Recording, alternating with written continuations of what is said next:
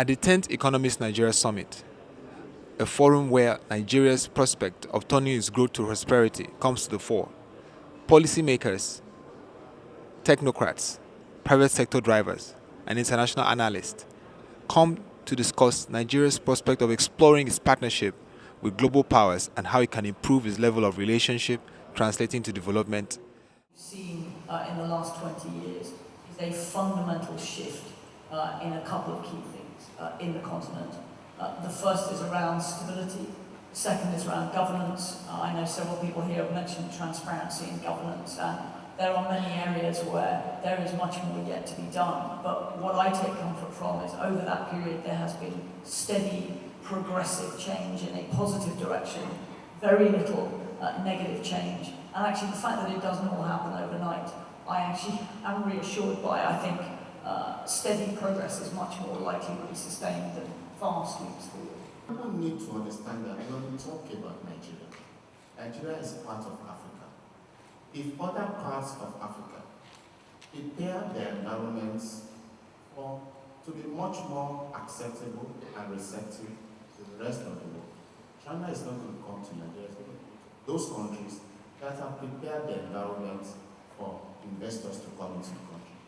So pretty much where we are today is a reflection of what we have packaged ourselves to do. And we've got to do things much more differently. We can't legislate people, foreign investors coming into Nigeria. And it's not going to happen by legislation.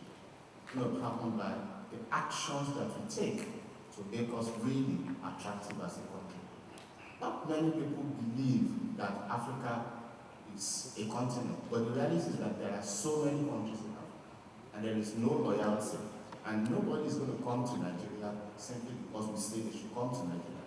It's got to make business sense, both for countries and for companies as well. And we bring back young African leaders from various sectors, public and private, every year. But this year, last year we announced a special program. We're going to be bringing back 500 young Africans who already are in their field doing something, to provide them with what we call in the United States executive leadership training.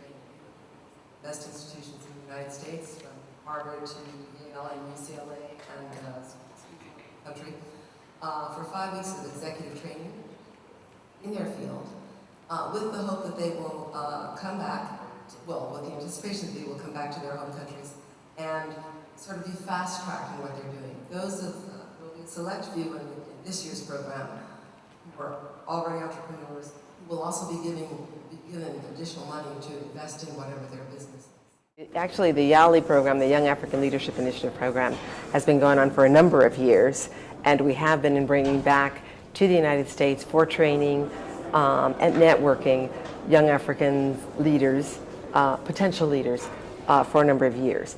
I would say that we're having great success with that, but what we're doing a little bit differently this year is that we're adding a different kind of training component, and we're adding what's called the Washington Fellows fellowship component, and that is President Obama's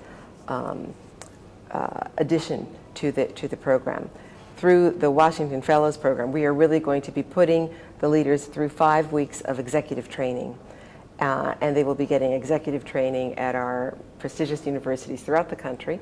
And they will also be meeting with their counterparts, their more experienced counterparts in whatever their fields are, whether they are directors of NGOs or business people or people who also work in government or in engineering, whatever the sector, depends on the pool of young people that we have. The issue of growing a nation together, national cohesion and unity, becomes important considering the insecurity and insurgency in the north and how it's beginning to create a different perception of Nigeria, a challenging situation which could hamper growth and development for the entire nation. Now, I think that the government is finally waking up. Last week, the National Security Advisor unveiled what you call the National Counterterrorism Strategy. So finally, somebody is looking at this at a more holistic level. And I think it has like 4 elements of this strategy, but one of the key elements is so-called soft power strategy, which is basically to look at the root cause, because everybody has been looking at it from a political angle, religious angle. Yes, those ones I agree with, play some role, but as think that there is underlying economic issues, the lack of opportunity, inclusiveness in financial services and so on. Every nation that is insecure, every form of insecurity, or every nation that is insecure differently. If I were president of Nigeria, I would reward Lafarge and punish businessmen who are leaving Nigeria by literally shutting the door. Because if a friend is not going to stand by you when you are having your difficulties, you've got no business having a relationship with them. And I think that, frankly, one of the things that I'm saying in my reflections on Boko Haram is that actually I discovered 70 or 80% of the narrative is not correct. In part because most of the information that we have, or the analysis about Boko Haram that is more accurate, you can get it from the Americans, you can get it from the British, you can get it from many of the embassies.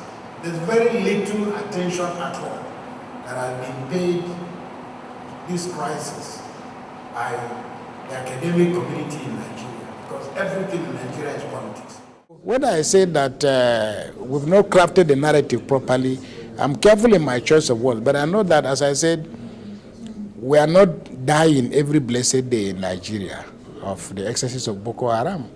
Other people have had their own insecurity and their own challenges. There may be earthquakes, there may be tsunamis, or whatever the case may be.